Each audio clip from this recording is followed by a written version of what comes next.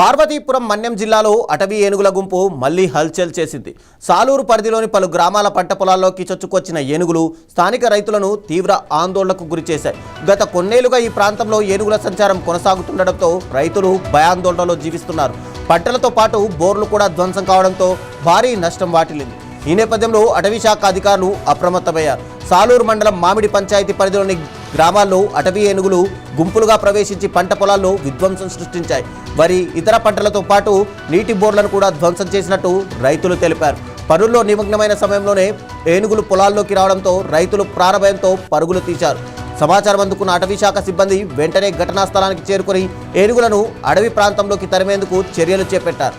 గత 15 ఏళ్లుగా ఈ సమస్య కొనసాగుతుండటంతో శాశ్వత పరిష్కారం కావాలని రైతులు డిమాండ్ చేస్తున్నారు.